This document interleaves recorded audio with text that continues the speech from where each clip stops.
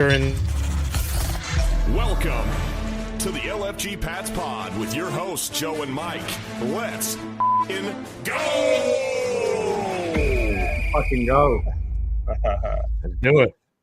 All right, boys and girls, welcome into the LFG Pats Pod. This is episode 17. It's wild. It's been a wild off season, but we have football on tonight, boys. Let's go. We're right in the middle of these games. 3 preseason games. We're in hog heaven now. It's insane. Anthony Richardson's already hurt, like wild. I mean, I guess that's par for the course, right? But yeah, we have ZeeBee on from CutCall. So we have a great guest tonight. ZeeBee, Mike, me, all these podcast people. We've been at these practice all week, past few weeks, joint practices, you name it. We've been participating, we've been reporting, we've been doing all kinds of cool stuff.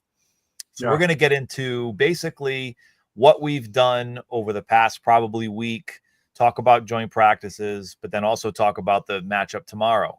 So, but before we get into that, let's just jump into the sponsors. So Rogue Island Kitchen and Bar, amazing food. I was just there today, actually. I actually work in Providence now, so I'm right down the street. Me and Mike. Oh, you went over there? I did. I had to. I was wow. I had no meetings until 2:00, so we popped cool. in.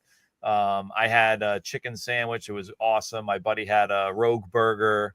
We did halfsies, so I got to have a little bit of both. Joe loves his splitsies. I'm a splitsies guy. I know. I mean, I just ate. Yeah, right. I'm like, what did I eat? What did I? Right. But yeah, so Rogue Island Kitchen and Bar. So check it out. It's in the arcade in Providence. Amazing food, amazing beer.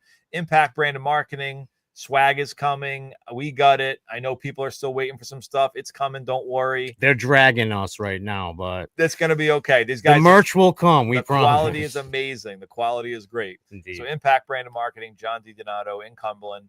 But yeah, let's get into it. ZeeBee, tell me about what you've been seeing. Tell me tell me about training camp and your experience so far. Oh, I mean, I thought this was in the last few years. This has been the number one takeaway is that it's been a tightly run ship. I think that's one of the things that I've loved to see. Everything's been on time. They've gotten everything installed on time. Everything's organized, and the offense has more or less looked on schedule as and the defense, by the way, even without their coordinator. There hasn't been a lot of confusion, and I know you see that in how often they call people back from the huddle. How often you have to see coaches go out and disrupt what's happening out in the field. And I think we all three of us can say, you can see it a little bit in the product that they were ready to play. They were ready to play the Commanders in that scrimmage the other day. Yeah, that was great. You and I, we took it in. We didn't get to meet, but we had a lot of chats about it. Yeah. And, I couldn't see everything, but I saw as much as I could. And I thought I mirror your sentiments. It was a buttoned up, or it was an organizational, buttoned up, professional system. The way that Vrabel's running it, you love to see him getting in the middle of the scrums, which he did twice. It was crazy. And then he ended up getting the second one, which was it was Travion Henderson was trying to block Von Miller. It turns out it was Von Miller, and they went down to the ground, and Vrabel immediately jumped right in, and he caught some friendly fire because Will Campbell jumped right in, and he was the one that ended up hitting Vrabel in the face inadvertently. Yes. So when they came, the first one was also Will Campbell too, right? Wasn't I think the first little scuffle started with like a Will Campbell getting a little chippy with someone at the end of the play. Am I right, or am I? I didn't quite catch that one as much as the second one. But Will Campbell, he's not backing down in any way whatsoever. Oh, no. He's showing a lot of fight and a lot of fire. Dedrick Wise Jr. just had effusive praise for him today. About him going, they were doing one-on-ones against each other yesterday and going against each other in 11-on-11s. So he said, I don't care about this kid's arm length. My arms are huge, which Dedrick Wise arms are huge. He's like 35 5/8, something like that.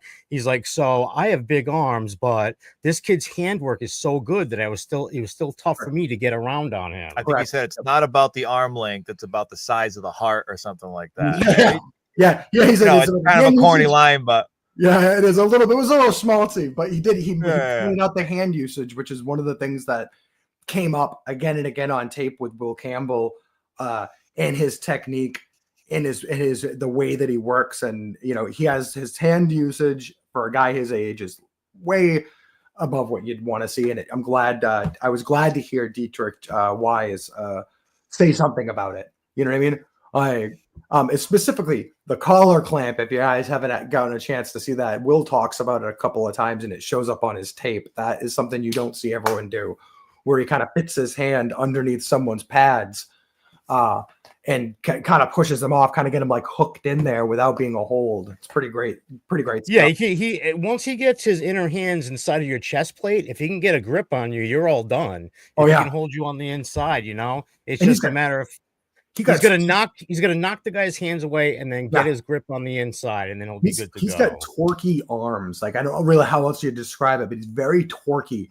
And Vrabel mentioned this in the initial press conference when they were talking about the draft pick, right? And he said, it's about what you do, how you react, how you use your hands to defeat what they're doing with their hands. It's not about an inch. So, and it's really true. And if you see Will Campbell will chop people's arms. He'll, you try to get your hands out there and say, oh, I'm just going to he's got short arms. I'm going to get my hands in there quick, right? Will Campbell's going to chop your arm down. I've seen it enough on tape. Like, the other guy is going to do something. And I love the handwork. Yeah, he's great. Violent all around player, and he's going to let you know, like, hey, you're not going to pull anything over on me, and if you do, or if you go after one of my players, forget it. It's on. I love the camaraderie we've been seeing. He's a team. I will say that one more thing on that, as a guy that was an LSU fan and draft guy, that's in his file too. Like, almost as a negative at a point, because there's a point where it's kind of like he at LSU, he took a couple of penalties from just overly finishing. Like, you know what I mean? Like, take it, kind of like, excuse me, but Gronk, you know what I mean? How Gronk would sometimes get and push people out of the club. Yeah, exactly. Right out of the club. Like, there was a play against A&M that clipped, and it was really good, but he gets up on a safety and he throws him out of the club. I mean, he drives him past the whistle, out, took a penalty on it too. I still clipped it because it was it's kind of crazy to see it. He did it to the Colts. I forget the Colts DB. Sergio Brown, dude. He threw him. He literally took him off. And Gronk even said it on the Games with Names podcast with Edelman. He was like, Sergio Brown played for the Patriots for 2 years. We were good friends. Right. He's like, then we got into that game and he just wouldn't stop yapping. He's like, and eventually he just got under my nerves, so I just had to push him off the club. It's friggin' hilarious, but it's like, you can be friendly as you want, but if you're talking all that mess on the other side of the line, you're going to get dealt with. And obviously, go ahead. Oh, I was just saying, one of the things that's so impressive about both Gronk and Will Campbell is this is a 6'6", 325 pound, 21 pound guy. He's a big kid. He's a big dude. And the thing that for that play against the safety before he gets this penalty is like, he's tracking a safety in the open, like running him down and running him out of bounds. And I'm like, you'll go through a lot of tape to find a lot of offensive linemen who have that kind of athleticism, balance and tracking out in space. And I think we all saw that. Well, we saw, I think Mike and I forget if you got to see the scrimmage, but he got loose outside a few times in that scrimmage, and like, he can move and get up to that. He loves to get to the second level. He's nimble at getting to the second level. Mm-hmm. I've noticed in the run game that he excels at down blocks. So the 3 technique guy, the defensive tackle, he'll down block that guy, and then he'll immediately look for the linebacker or the next man up, the safety or the corner or whoever's in that area. So he's great at pulling off more than one block on one run play. Awesome. And it's what you want to see. He sweeps down and then he escalates to the second. Sweeps down and then cleans up. He'll do because he'll do the scoop from like the down block scoop and then get up. There's this great clip against UCLA. I think it was like turned into like a 30 or 40 yard run for a touchdown where he does just that. And it's the best clip because you get to see Will Campbell, like, as he's going in the end zone, Will Campbell still running down the field with him, and he's already comboed off that he's already comboed off a 3-tech over to the mic, take the mic out, and he's running downfield with the, you know what I mean? Running downfield after that. Yeah, it's like a freight train. And you haven't, the second run of the scrimmage I didn't see the actual run protection because it was kind of like bang, bang, boom. And I was really just watching Will just, in anticipation of, pass pro. But I think it was either a quick toss outside or outside zone kind of concept or outside counter kind of concept to try Trevian Henderson. And they let Will pull directly to the outside and get up in the second level on that play. And he crossed over Henderson.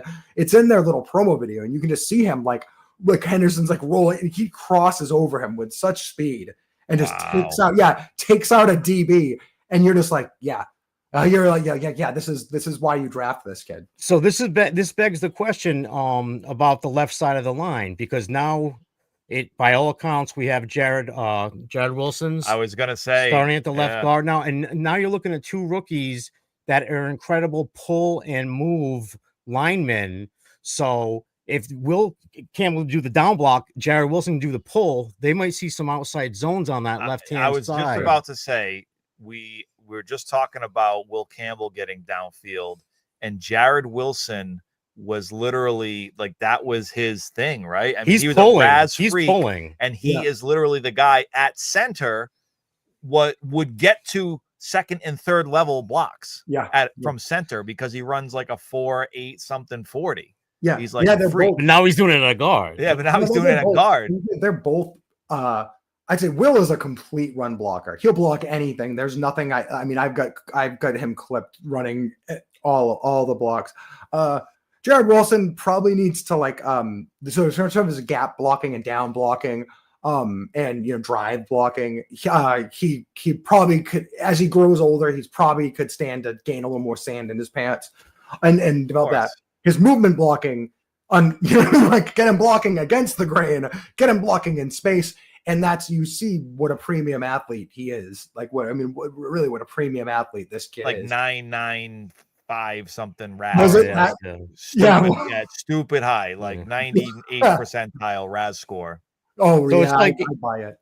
It looks like it's going to be on the right side with the two vets. They're going to road grade and go off tackle, or maybe in the A gap. Well, you might get some outside. You might get some zone movement on the left side. So I'm really interested to see that. Trevion, baby, show me some Trevion. All right. Well, this is the next thing that I wanted to talk about. I mean, I'd like to talk a little bit at some point about the scrimmage, the inter-squad scrimmage last Friday, but I really think that the practice we took in the joint practice yesterday told us everything we need to know about what's going on with the state of the team right now, because they were against an effective opponent and going against guys that aren't on their team. And we saw a lot of really positive things. One thing that you and I, Z, talked about was Trevian Henderson's impact. And I'd like to spend some time on that, because everybody here, we all think he is the potential X factor in this offense. And I know you feel the same way. So I'd like to see what your thoughts are about what you saw out of him yesterday at joint practice. They had him all. I mean, they were running him outside. I caught them running a counter inside. So I know that they had that one run that was outside. They threw the ball back against the grain on one of the crossers at him. And then when they got to the red zone, I think we saw that two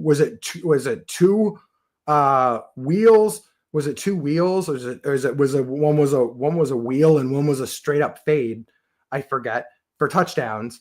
And only on the second one was a little bit long firm, or he couldn't hang on to it. Yeah, he dropped one of them, but overall he looked great. I can't I couldn't with the drop and stuff. I didn't get a great enough view of where. And again, I would spend most of the time watching the line. To be honest, I watched every Will Campbell, every rep started with Will Campbell and Wilson.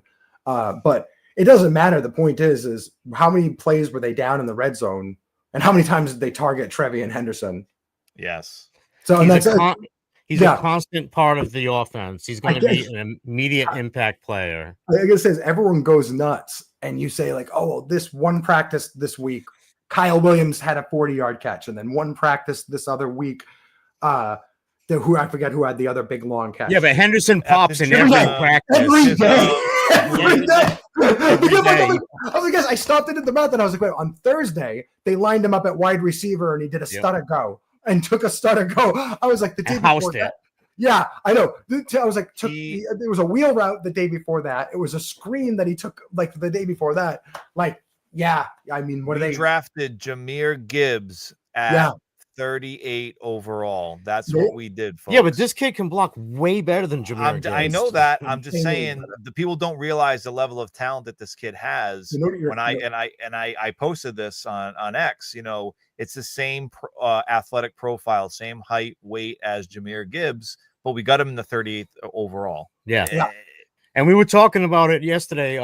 Like normally, like how much McDaniels wants to use Henderson, and I was telling ZeeBee, I was like, well, Josh McDaniels has never had that opportunity because Belichick would always redshirt those third down backs when they came into the league as a rookie, and now he doesn't have that handcuff on him anymore. He's not. So he's Deion free Lewis. to, he's free to use the kid however he wants right off the bat. So I think I'm interested to see it too. Yeah, I think Christian McCaffrey. I'm not trying to say he's going to be Christian McCaffrey, but as another guy who is a dead on, what's his profile like, and what's his height? It's a comp, 100%. Yeah, 100%. That's in his range of outcomes, 100%. For sure. And he got mad at me because I was like, I haven't seen him run under center all that much. He was like, I will show you several clips of Travion Henderson running under center if that's what you really want to see. I was like, yeah, I just haven't seen it that much, but yeah, I'm willing to take a good look at it. So if he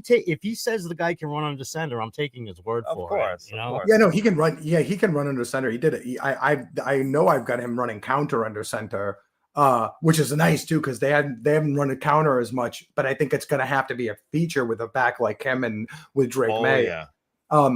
But I will say, his talent, and he's not exactly the same guy, but this is EPA standing and talking for running backs. There are really only, I think, 3 running backs over the last, I went back, I was maybe 5 years, and this was a couple of years ago. And I got 3 running backs who have a positive earned EPA. Just 3. Because, when you run, most often you're actually losing a little bit of EPA because you're behind the sticks. You know what I mean? And that's fine. You do it for strategic reasons. You know what I mean? Like it's part of football. So it's sort of understood. So in order to be a back, you gotta be really special. And it's pretty much this: Alvin Kamara and McCaffrey. That's it. And I went and I looked, and I'm like, why are these guys? And other than the fact that because other backs catch a lot of passes, and it was their average depth of target. So the average depth of target on Kamara and McCaffrey is the reason that they're these sort of unicorn backs. That they were both, I forget what it was. I think it was above 4 yards, above 3 yards over that time. So where most running backs, you catch the ball, it's behind the line of scrimmage. Yeah, they're doing wing pass or something. Yes, yeah. And what we're seeing in practice is above. That's almost like a wide receiver level. He's right. He runs wide receiver routes. He's flexed out. I love it. He's flexing him out with James White. He could be a legit receiver in the NFL. Like a slot, I'd say that's maybe like a gadget slot A-dot is what I would say. But if you take a running back and you give him heavy shred with gadget A-dot and some long plays mixed in, you at that position every time you play anyone across the field from you, right? You've got a huge advantage. Almost any team in the league, because on their side of the ball, they're going to have a guy who can't receive that way, who can't do that. It's almost like you're getting an extra half guy. It's almost like you're getting So that begs the question. So since he's going to be using that role, being flexed and in all different positions in alignment, does that necessitate us carrying a less receiver, like one less receiver, because he's going to be so involved in the passing game? I would bet, and I'm going to say just based on McDaniels, if you're going to go under on one, I would bet under on receivers, not backs. McDaniels has carried 5 backs, 4 plus 5 backs, something like that, for a long time, and that's not counting fullbacks. That's not like fullbacks are tight ends and to McDaniels, you know. So they're not, but you know what I mean? Like they're part of the tight end room. They don't subtract from your running back room. And they just added JaMychal Hasty back. Long time no see. I know Land Larison, I've spotted him with the ones running pony, where he was blocking, and then they had, I think it was Trevian Henderson was your exit back, so he was running into a pattern. They're going to use some backs, and if you're going to use backs, you got to carry backs. You got what happens if one back goes down? You know, well, right, and this is why I beat the Land Larison drum, right, and it's because when you have Josh McDaniels scheming for Travion Henderson and Antonio Gibson, who are both very versatile, and then you mix in Ramondre, you have to be like, oh man, this is not versatile. This is one-dimensional. You know, why are you ever going to throw him the ball? Joe is sick and tired of Ramondre. Why are you going to throw Ramondre the ball? Why would you throw it to him? He's actually one of the better, like, in terms of running backs get a lot worse. Receiving, like, if I put it that way, because I remember Damian Harris was. For sure. Yeah, but if I was to rate like who is going to do something with the football, he can catch the ball. There's no doubt about that. He doesn't drop the ball, but he doesn't do anything after he catches it. Like Antonio Gibson, he had one of our biggest plays last year. Yeah, he's not. Yeah, he's not special. He's not special the way that, like. Yeah, so it's like he's not special the way Trey is. Like, yeah, no, definitely not. Like, and so I know what you're saying. Like he is. I'm actually a Ronnie Stevenson fan. Like, it's real. It kind of bums me out a bit, like that he put the ball on the ground as much, because I think strategically I kind of like those running backs where you spread everyone out, like the spread. If you guys remember Jerome Bettis. The Boston. And like when they did that, they had Chan Gailey running this wide open spread offense, and then you've got this bus Jerome Bettis in the middle. I was like, they're single back all the time, 4 wide receivers, all this kind of throw the ball personnel, and then so everyone's light. The defense is getting light to cover that, and then you're just giving the ball to Jerome Bettis, who's kind of. I would like to see that. I'd like to see that on first and second downs with Ramondre. But I think, like I've told both of you guys, the first couple of games of the regular season is going to tell us a lot about how these guys are going to end up being utilized moving forward because of his ball security issues. And if he messes up in the first couple games, he might lose his spot. So that's why I even think Travion, I think he would slide into the number 1 role with Antonio Gibson spelling him. For sure. So it's going to be very interesting to see. Ramondre is just going to put a premium on taking care of the ball, you know? I know you don't want him. No. Joe wants him to fall. Here's the thing. One second. I don't want him to do poorly to the detriment of the Patriots. That is not true. I actually hope that he comes out and runs amok. I mean, I hope so. I hope he's great at that. I hope he see like I love you. I know. But I want him to have a LeGarrette Blount-esque season where he is our workhorse first down back. And he gets, he obviously lost. I've been calling him Skinny Mondre the whole training camp. Skinny Mondre, there he is. He's looking svelte. He looks svelte. I mean, he definitely dropped like 20 pounds. So that usually helps you in 2 areas, right? It helps you with injuries, 1, and 2, explosiveness, right? So to me, those are the 2 things. If he stays healthier and he has that little extra like step, that little extra burst, he could come out and shut me up and shut a lot of people up, because I think a lot of people are doubting him. And that's maybe where Vrabel's coming from. Like, hey, let's not quit on this kid. Let's see what he's got. No, I've loved him since Oklahoma. He's one of those rare backs that I had winnowed down. I said, the Patriots might be interested in him. They got him. I was glad to see that they got him. I'm going to say, though, like, it's one of those things where I try to be like sober about it. And by my guess is by the end of the year, what you'd really got to kind of end up having is, rather than everyone thinks, like, I think the Patriots fans in particular, they're like, oh, you got to have a lead back and then a second guy. And I think a lot of teams around the league will have like a feature back and then a guy who spells him.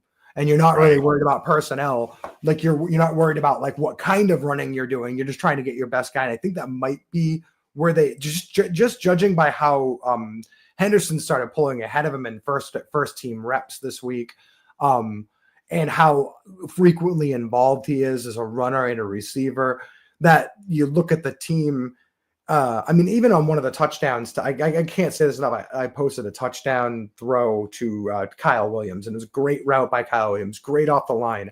But a big part of it was you had 2 linebackers and a safety creeping down on Trevian Henderson running an option route underneath this play. And you just see Drake kind of take a peek down at Henderson, and you see Duggar and a linebacker advance 3 steps on Henderson because they don't want to get beat again. And then Drake just goes, boop, and Bob throws it over to Kyle Williams. And I'm like, these people are more worried about Trey Henderson than Kyle Williams. Yeah. It's noteworthy. And Josh McDaniels is a very smart dude. And the players can see it. You hear the players say like things about him like, man, he's playing at a different speed than everyone else on the field. And it really, I think it's in the end of the season, it's going to be like back to Kamara, maybe I don't know if you call him a lead back or whatever, but like when Kamara was in his 2nd or 3rd season, there was a contract talk and they were like, what do you feel about him? And Sean Payton said, the only thing keeping Alvin Kamara from winning the MVP is me.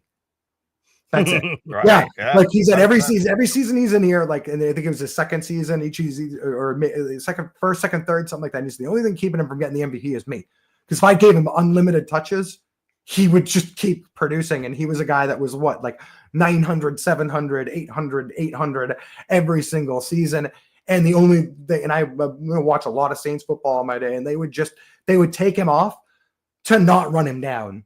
And I think you might be in a situation like that with if Henderson just keeps this upward trajectory, it might be a thing like that because you don't. And I said this to Mike the other day. I'm like, I'm not trying to give short shrift to everyone else on the Patriots, but between him and Drake May, those are your 2 guys with the kind of juice to really just smash a play. All respect to Douglas, all respect to Diggs, all respect to even Kayshon Boutte, my favorite Patriot. You know what I mean? Like, get open deep. None of these guys have that kind of like, we're going to flip the chessboard over on you kind of ability, except for May with the things he can do. We all know that. And Henderson, who you see him out there. And as Ramondre Stevenson himself said, you better be fast. If you're going to change those advice to opponents, better get fast because he's going to. I think Kyle Williams could be that other person, but when it comes down to it, Trevion is unmistakably the most athletic person on the field. You can just see it by the way he moves. It's absurd when you watch him take a wheel or what would be a dump off 5-yard play to some backs, and he takes it in perfect stride. Because I talked about it last week with Drake May. I think it was maybe a week and a half ago in one of the earlier practices, and he just hits him, and it looks like a gazelle running out there. First of all, and then he doesn't break stride at all, and it's just like boom, catches it, and it's like that probably would have been a touchdown or a 30 or 40-yard play. And he's kind of, I got to say this too, he's kind of a victim of scheme because in college, right? So Christian McCaffrey caught the ball a lot because he played at Stanford and they ran a full-on pro-style offense, right? But in college, like you don't really even remember with Gibbs, like you didn't really get to see Gibbs catch the ball as much. It was a lot of projection, and it was the same with him because there's not as much incentive to throw the ball to a back in college. They had, given the dimensions of the field and everything, how they have to cover it. Like there's going to be like a little safeties and everything notched in over there. It's also a longer throw. A lot of these throws to the running back out there aren't exactly the same kind of gimme. So you're projecting with him when you bring him in, but I mean, he might be a better pro is my point than he was in college in terms of being a complete back because he's going to get better looks as a receiver in the NFL. Yeah, they didn't use him that way at Ohio State, did they? No, they didn't really flex him out wide or anything. Yeah, a little bit, but you don't because of the way that people cover. And you know what I mean? Nobody does. There's not a whole lot of backs in college every year on year. Like, and there's less every year too of backs that stack receiving yardage. Like it is what it is. It's how they run offenses and but you saw the talent, and I've clipped some of him, like just running when they do give him plays. He's unbelievable. And as you were saying, he's a freak athlete. And we were talking a little bit about his strength. And I said, one of the things, I don't know if you guys I'm huge on body comps. I'm really old school when it comes to the draft. do body comps up and down, and people will say he's 207 and they talk about weight. And I'm like, there is not a spare ounce of fat on his body.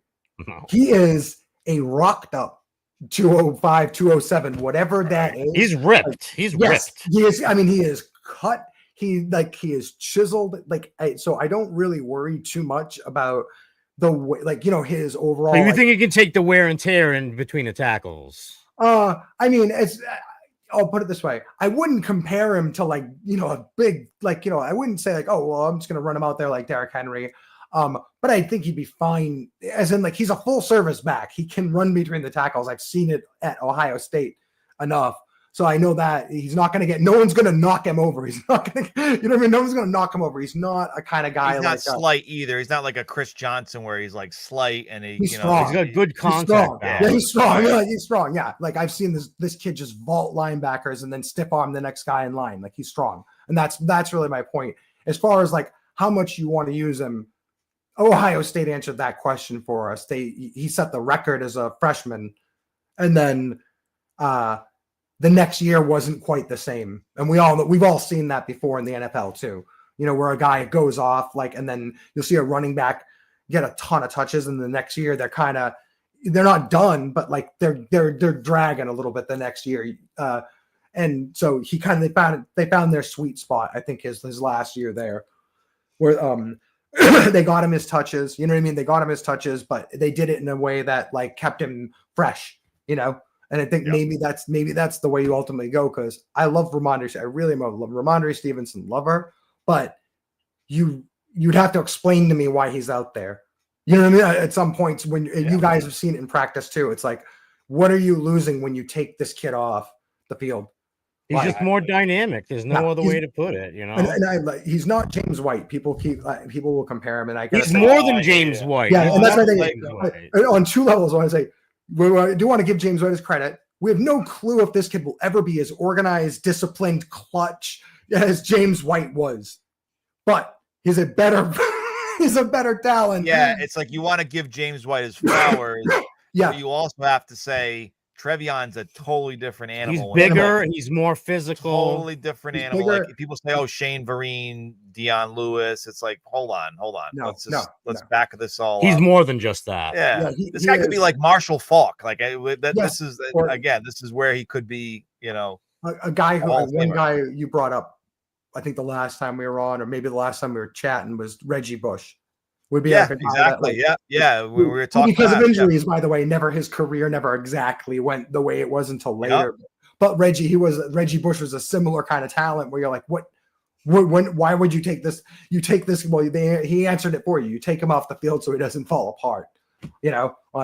So that's about electric. He touches the ball, and this guy could break 4 tackles and go to the house, and you'd be okay, he just did his thing. Yeah. And I remember because Reggie Bush was still kind of raw out of USC a little bit as a runner, and he went out and his as a runner he ended up with a low yards per average. But I think his rookie year, how many yards did he do? It was a lot. Receiving, a lot for sure. I don't remember. Yeah, he did. He did is it in receiving yards? I think he did 700, 800, something like that. It was a lot. I'm gonna look it up. Yeah, a lot more than he did rushing. Yeah. So switching over a little bit, from what we saw at practice yesterday, I think you and I noticed that Drake May had more command in the pocket and had more options to go to, and guys were getting open. Like you've mentioned, the crossing patterns are back in this offense. The middle of the field, it seems to be coming wide open. Pop had a great day. Surprisingly, Mac Hollins had a great day. I mean, he had several drops, but he also got separation on a lot of guys. So what were you encouraged about, either Drake's pocket presence or the ability for the receivers to get open within this scheme? I think it's that. I think it's the. I'm the biggest Drake May fan ever. Nothing he's going to do is going to surprise me. I haven't thrown him a lot of flowers this offseason because it's kind of for me, I'm kind of I expected it. You know what I mean? I expected it. I'm not gonna. I'm like, let's get down to winning. It's time. It's time for him to step up and shine. That's it. Josh McDaniels has impressed me, and I probably should. I probably shouldn't be this impressed because I should have maybe given him more credit. The offense looks fantastic. It looks. It's the same. It's his language. It's their structure. It's a Josh McDaniels offense, but there are a lot of crossing routes. There's a lot there. It's really well. He hit all of the major plays, I think, running down the field were crossers. That's crazy. Like when you think about it, that's what you're looking for. That's exactly what you're looking for in this offense. And that's a good sign that your action's working. That's a good sign. I mean, I don't know that all the plays were action plays, but one of the things in the Patriots offense that was maybe like not as dynamic was hitting crossers off action and stuff like that.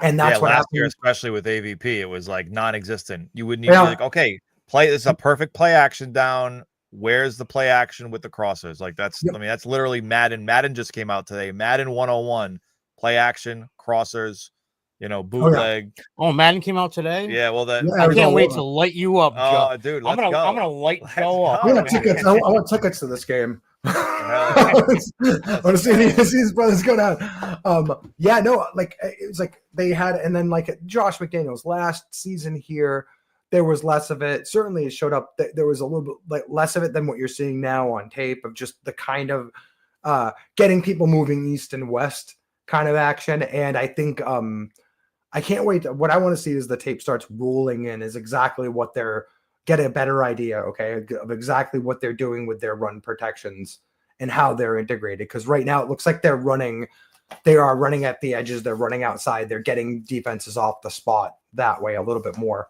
than we've seen Josh McDaniels do in a minute. Well, aren't they trying to like move the pocket a little and get Drake into bootlegs and stuff? They definitely like are. Yeah, and not just bootlegs. I'm old school, so I always want to see like sprint outs and sprints and boots. But they've also been running options, and I've seen this again. I pay what the quarterback does at the end of a run is one of these things that I always pay attention to. It's like on my checklist, and when I go down all the plays, I said, what do they have their QB doing after the run? Because you can have them do a lot of different stuff. You can have him fake a pass. We've seen Brady do that a million times. So hand the ball off and follow through with the pass. But you can have him follow through with a bootleg. Or pretend he's hiding it behind his hip or something. Correct. Correct. It's correct. making a corner. It's making somebody bite on that one little movement for even a split second. It's all theater. And that when you have these old school offenses in particular, it really all is. You have like one run protection, right? Like you'll have the quarterback will open away from the running back. Okay. Yep. And then come back around and you'll see him kind of go like that. And then the running back will go on this side and the quarterback will open like that and then come around and give him the ball. Why? Well, a linebacker might be watching. There's a million reasons why. A linebacker might be watching. Someone might see the quarterback open this way and think that it's a pass or think he's going to be giving it to another back. You know what I mean? And that's all part of the theater. And one of the things all about the split seconds, right? It's all any advantage you can get. Any advantage. Yeah, and counter would be the number one for that. They counter and Patriots run a series called jab and jab footwork. And so in jab footwork, the quarterback's going to open opposite and the running back's going to fake to the side that he's opening to. Okay. And then the running back comes back across his body and jab. So the quarterback will kind of open up to the left. Like the running back will take a step to the left. And then the quarterback will pivot around and the running back will counter back across to the right. And you've seen Brady do it a handful, more than misdirection. Simple misdirection. And then the quarterback spins around and gives it to him and he's off and running. It's counter. Jab is counter. And it's just a classic counter. So like when you got at the end of these plays, what I've noticed is they have Drake May running, and they did this last year too, but they didn't let him keep it. But they had Drake May running options off the end of his runs. And I think that is quarterback movement, because I can tell you in practice, I've seen them run this a few times.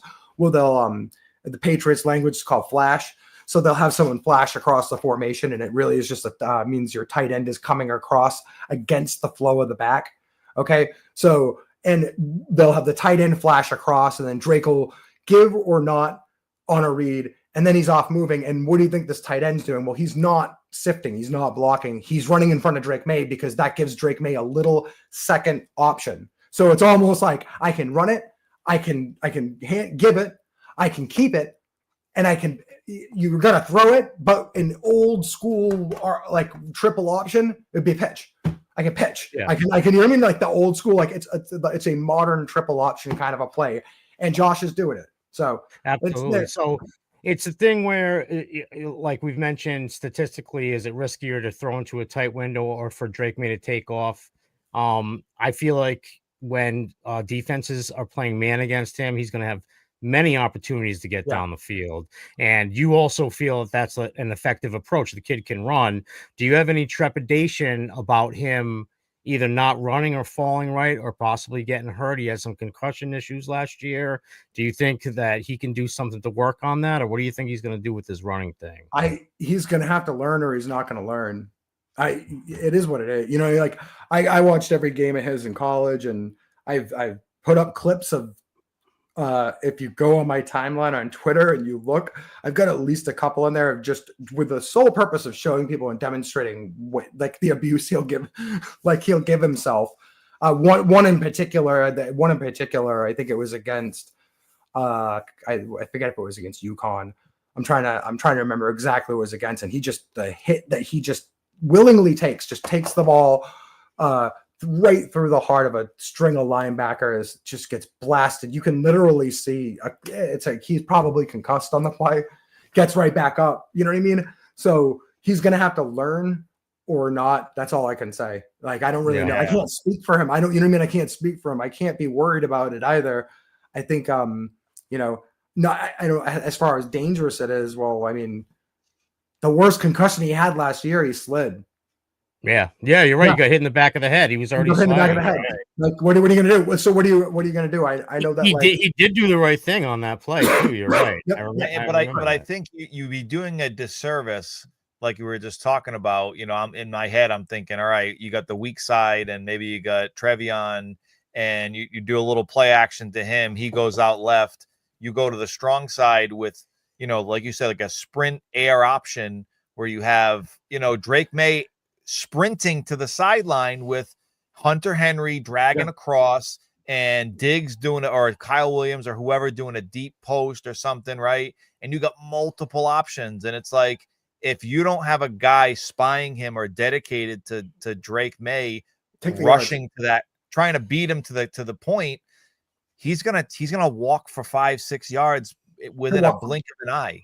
He'll walk for more than that. Drake May. Right, that's what I'm saying. Yeah. Like he'll get 5 or 6 yards within a blink. And then if you're lucky, you'll stop him at 10, 12 yards, or he goes for 30, 40 yards. So he'll do two. He'll be stupid to not have that in the arsenal. It would be absolutely wasteful to not put him in movement and let him sort it out. It's you know what I mean, on his own, especially on the edges like that. And the other thing I'll add on those kind of plays, he really specialized in them at UNC. These little quick college keepers, I'll call them. I always call them a college keeper, which a little flatter.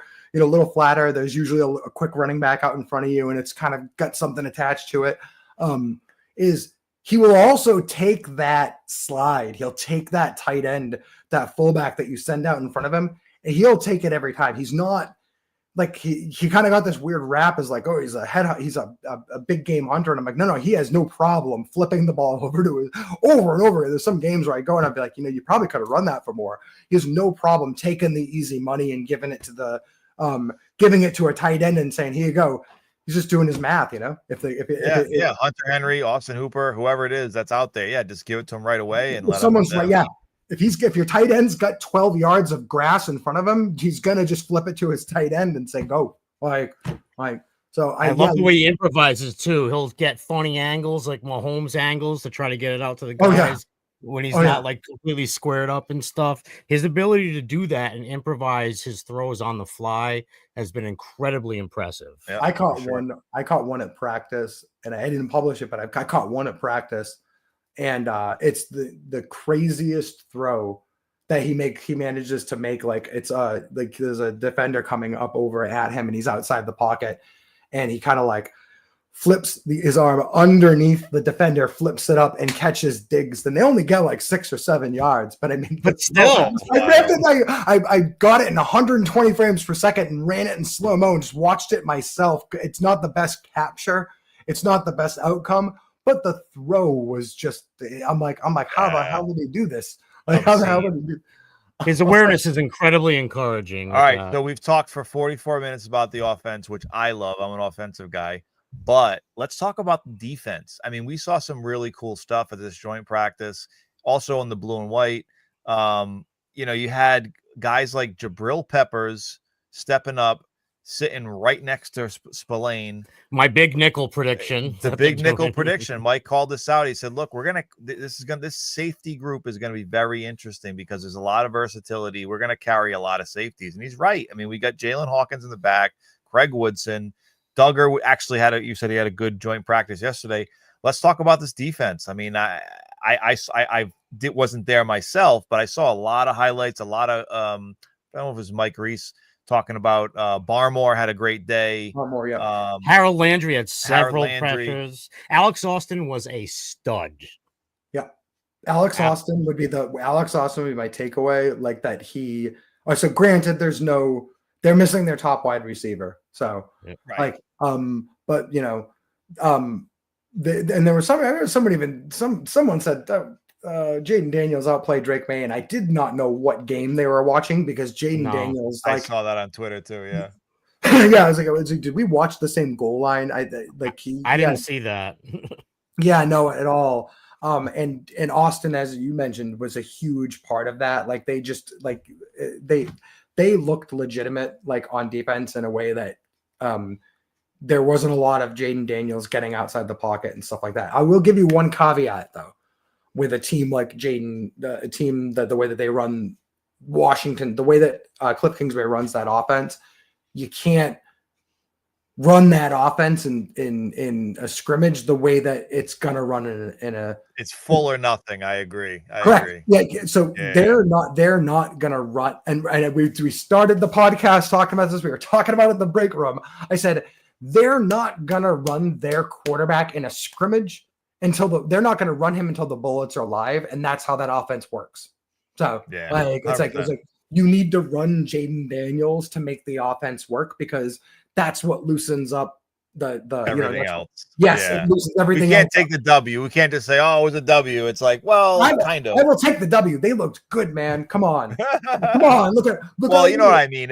We would, I think the preseason game we'll see a lot more. Obviously, Jaden Daniels isn't going to play that much. He might play a series or two, maybe a quarter, if we're lucky.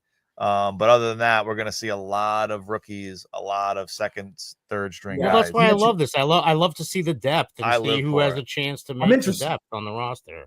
Yeah, I'm interested to see how Mike, because I never paid attention at all to how Mike Vrabel handled preseason games in Tennessee.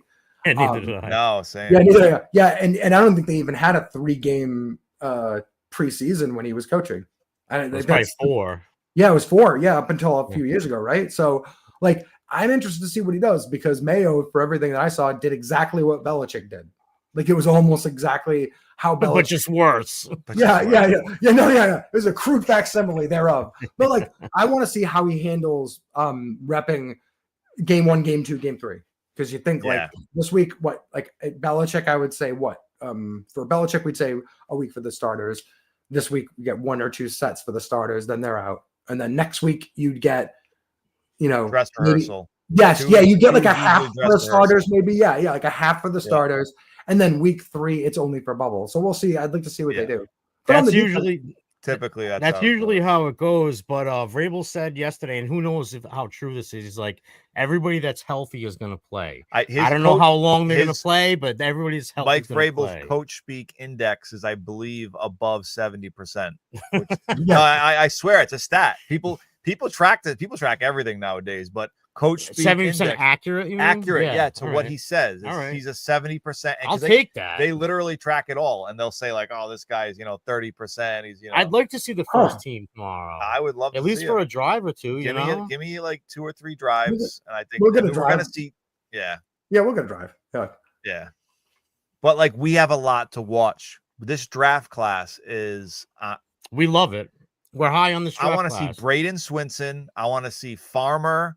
I want to see all these guys that we'll get to see them in live game action. Like, this is amazing. Efton Chisholm, Lan Larison, all like we might even see Jack Conley, all these guys, right? All these I want to see Larison's involvement on special teams specifically because I feel like, and Z, you mentioned it, that, the stable of running backs, by the numbers, he's probably going to make the team on that. But I'm feeling I'd say he's about 70% to make. That's just my gut feeling because of how they're going to. I feel like he has to make like at least a couple of special teams units in order to keep that role, but he's a great special teams player. Yep. So I see him as like the fourth. I saw him on punt team. I saw him as a protector on punt team. I saw him on kick return. I mean, I've seen him in enough of him and Efton Chisholm. We're very interested to see Land, especially because Joe's trying to meet up with Land's dad after the game.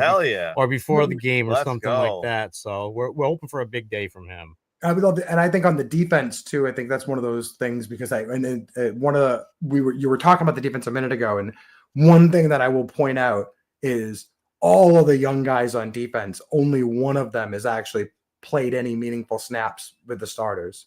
Only one, and that's Woodson. Yeah, that's it. Yeah. The rest of them, the rest of these guys have not. I don't even know how many reps we saw with Chazon either.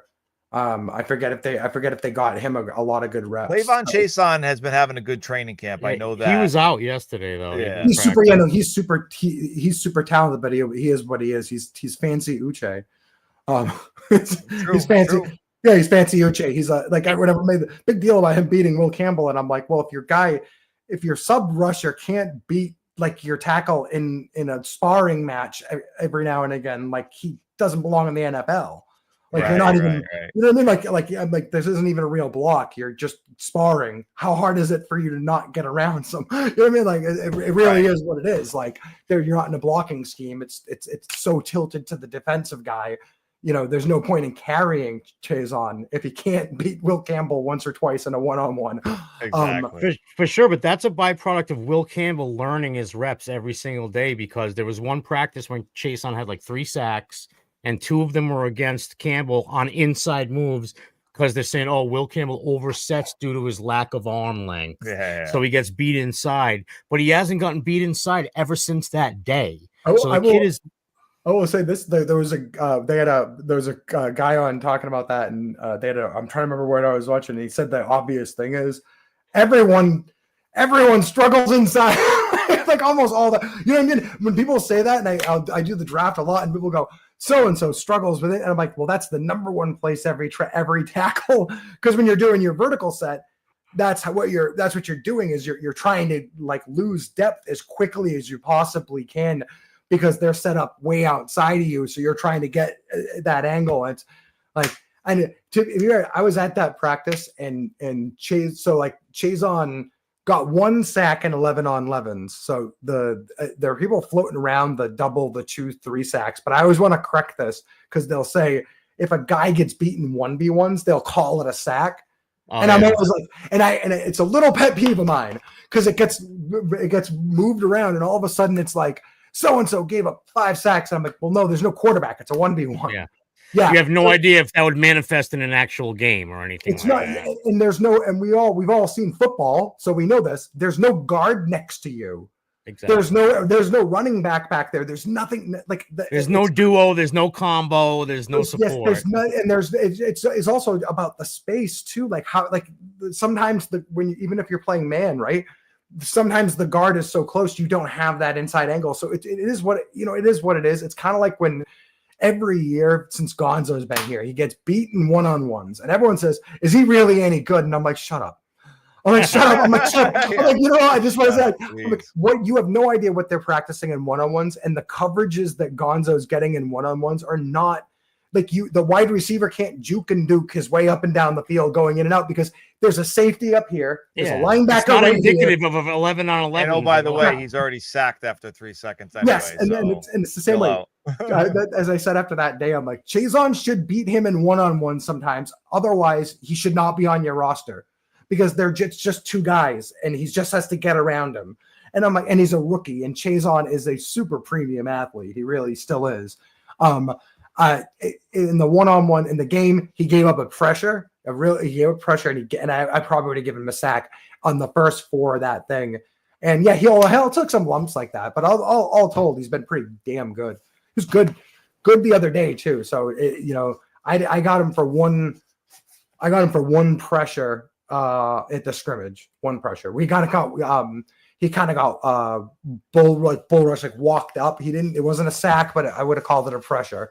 May got the ball out and he just got a little bit walked back. He got his anchor down, but it would have been, he was probably within like a yard from May. Like, and I would have called that a pressure, but he's a tackle and he's a tackle. He's a tackle. Yes. He is what I thought I'd say. He's looking like what I thought he'd be, a top 10-ish pass blocker in the NFL, a top 2 or 3 run blocker in the NFL. Oh, I can't wait for him to prove that to people. And so actually it's funny. A buddy of mine, Bobby Powers, is going to be at the game, and he's a huge Commanders fan. And so there's 3 guys he said to look out for. Jalen Lane, who I think is a late round receiver. Yeah, 83. He's good. Yeah, I like him. You may have done some tape on him, I forget. But and then Ja'Cory Krosky Merritt, they call him JCM. I've seen him in camp. I've seen this guy. He looks electric. He's a smaller guy, but this guy runs in between the tackles. He's going to be exciting to watch, I think. I don't know. None of their receivers impressed me yesterday. I'll tell you that. No, but this young kid, JCM, he's a running back. He's that's right. He's pretty special. I like Luke McCaffrey. Yeah. I'm a big Luke McCaffrey backer. I like JCM coming in too. I like JCM coming in. I like they've got good guys at my kind of guys. My afternoon, you know what I mean? Like the short area guy. I like these kind of short area, useful around especially with Luke McCaffrey, useful around the line of scrimmage.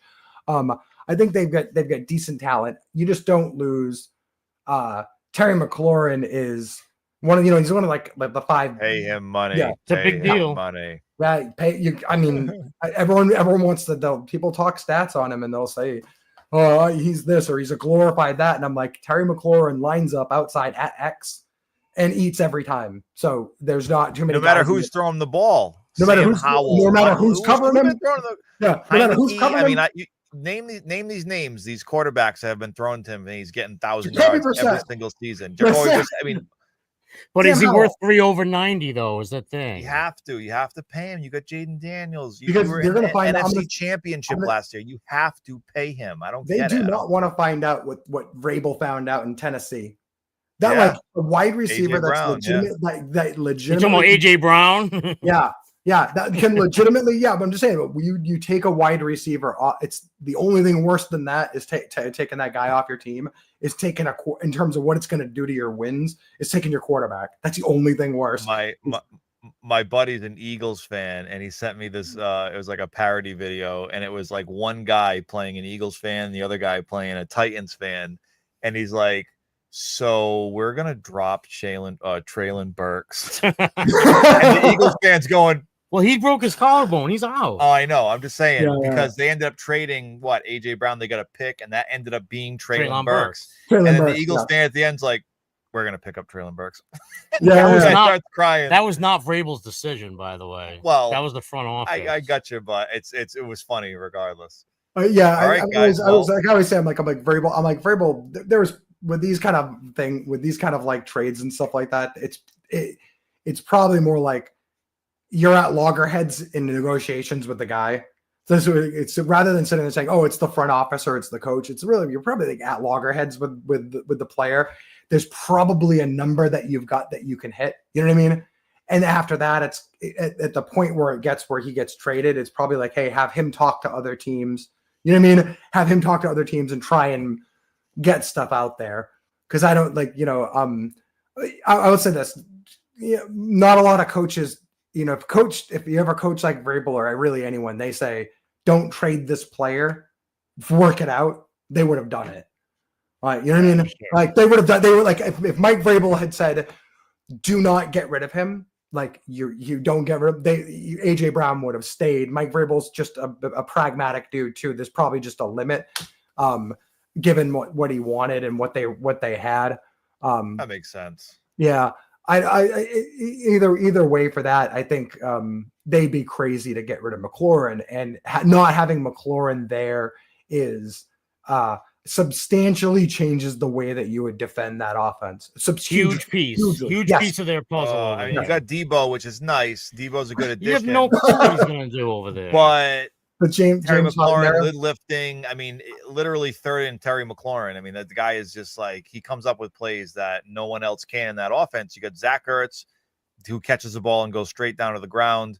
I like Ben Sinnott, the second-year tight end. I think he's a solid player. Yep. I think he could have a breakout year this year as well, but you do not replace Terry McLaurin. You just don't. I mean, I've always wished the Patriots got him, but I love their talent. I don't want to, except for I'm not the biggest Debo guy. Like, but I love their talent. I actually do really love the players that they've got on their team, but it's just not the same. And they'll find out. It'll show up like the miracle that was Jade. If they go into the season, there's no Terry McLaurin. The miracle that was Jaden Daniels is going to look very much different because, you know, you've seen it. Like we've seen him at LSU when he had Malik Neighbors and BTJ and Mason Taylor and this stacked up Will Campbell, the stacked up offense. You know what I mean? Like he had this whole stupid. Yeah. And we've also seen him before that. Like, you know what I mean? Like, so it's kind of one of those things where it'll get harder to throw, harder to push the ball down, harder to do all these things when you don't have. Everything's going to shrink. That whole field's going to shrink down to a smaller section where they have to guard. Oh, sorry, Mike. No. I mean, there were 2 wins in that season that were Terry McLaurin. Like there were 2 both of those. Like you saw, there's the one where they did the rally pass, that little rally pass thing, and that was and then Terry McLaurin just finds this little soft spot and just proceeds to casually run past everyone on the opposing defense to score. I don't know what these guys were doing. And then there was the one against Cincinnati where he just where Daniel sets up and just throws the ball into to the pylon, and McLaurin just got it. And he even said before that, he said, no, just throw it. He said, just throw it at the pylon. I've got this guy. Yeah. So, and everyone says Daniel, they're like, Daniels is great. And I'm like, well, I mean, most quarterbacks can hit the pylon with a football. I was like, the real play that's happening there is how many wide receivers can call their shot, can go out there and get it. Yeah, exactly. And just go get it and say, no, I've got him. I know what I'm going to do. I know I've got this guy set up. I know what I'm going to do. And that's it is what it is. Like he went out and did it. And so you take McLaurin off that team. Tell you right now, that's 2 without even me having to get into abstract EPA and all that nerd stuff that I love. That's 2 losses. It's 2 L's on the board, right? For sure. 2 L's on the board. Yeah. So it is what it is, and that's like I don't want to. Whatever happened in Tennessee, we know what happened after AJ Brown left. That offense was blue. Flat. Yeah. And by the way, we've seen it here too when Gronk left. When Gronk left, even with Brady, it just became a drag. Like it became everything's underneath. Brady's sitting there just trying to pick his way downfield. It was miserable watching him. You know, I'm like, I was almost half glad when he got to Tampa Bay because I was like, I don't want to see my boy go out throwing 3-yard passes over and over and again. He wasn't either. He didn't want to see it. He was miserable. Yeah, I was like, go run like a Lassie kind of like old Yeller weird moment where I'm go run free, throw Mike Evans. Go, that way too. Yeah, run, go. You're free now. Do what you can. Christ. Be beautiful. Like it really is. Like for me, that's what it was. And you know, that's I hope not. You know, I guess I'm a Washington fan. I say I hope not. You know, you don't want to see. I don't want to see Jaden Daniels struggle or have a difficult time. But it's not the same offense without that guy. No, and it's I not agree. Depending. It's not the same. And but I will give them their flowers. It's also it's still Jaden Daniels. It's still good players end to end. It's still Cliff Kingsbury. And if we remember this time last year, I put my tweets up. And I'm like, my tweets are brutal. I'm like sitting there talking about Jacoby Brissett being intercepted 3 times in a 5-pass span. Yeah. I'm sitting there crunching numbers because I had Drake May, and then I had Drake May and Brissett getting sacked 9 times. And there are other guys coming in with reports of them getting sacked 14 times. And I didn't kind of buy it. I think a lot of reporters kind of overestimate what would be a sack. This was the Eagles joint practice, you're saying? Yeah. Yeah. Come on, and look at this year. Like this year, I'm like, well, this year, most national reporters, people that weren't around there, say the Patriots won it. If it's a game, we won it. And they didn't have the answers to the test last year, and now they have the answers to the test. You know, he's got way more options at his disposal. So just on pure principle, the offense is going to operate more efficiently. You know what? The answers are Jared Wilson. I think so much of this has to do with Jared Wilson and Will Campbell. That's so much of what, because last year, I don't agree that they had 15 sacks and the crazy numbers that were coming out, but neither Brissett nor May could throw passes. Neither of that, like they couldn't. Had 0 seconds. They had negative seconds. They had no time. They had no time. They had no time. It was.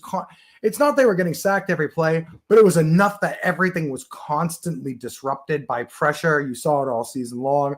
Same for the running backs. Constant disruption with pressure of your run protections, and then you go out there and you say, maybe these kids are rookies. They are so much better than what you had last year. You know. And your left side is going to be a good left side. It's going to be a good left side. Specifically run blocking. I think they're going to block the hell out of the run from McDaniels and May. So, and that's, I think, is the big difference because, and then on the defensive side, I'm not sure entirely who's been coordinating the defense all, camp long. Okay. Zach Kerr. Williams coming back, right? Yeah. Until Williams came back. I feel like it might have been a village. You know what I mean? Like I'll just say from like their walkthroughs. So like Mike Vrabel has played a lot of positions on defense this year. So he'll go out there in a jersey. He'll go out there in a jersey. It's awesome. Yeah, he'll go out there in a jersey and he basically reduces from safety to linebacker to defensive end, depending on where he wants to be when they're walking through. Yeah. So he's coaching them up. He's real hands-on. It's great to see. I mean, like, as in he's sometimes one of the players on the play.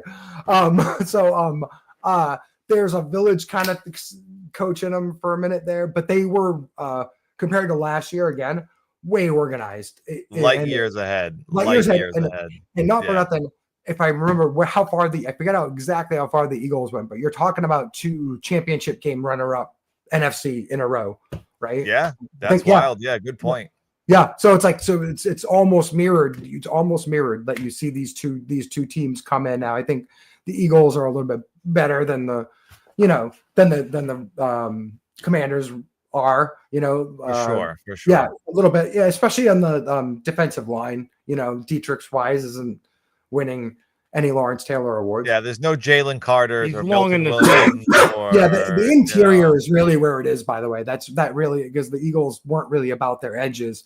They're really about the couple of kind of like the Patriots are now. They're really about the guys inside. But it's still, like I said, it is, it is what it is, man. What one NFC runner-up one year, NFC runner-up the next year, and it's a totally different thing. Well, I think we are at the precipice. Tomorrow is the first true taste of real Patriots football. We are all excited. ZeeBee, thank you so much for coming on. This has been great.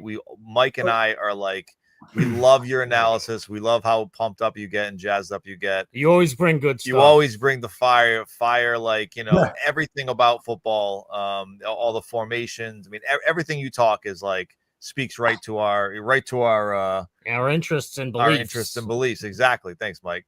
Yeah. So thank you for coming on. Episode 17 in the books.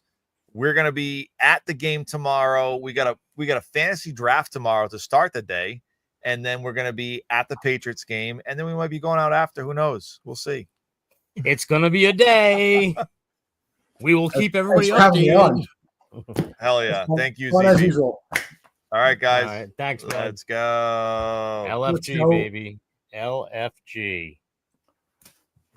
And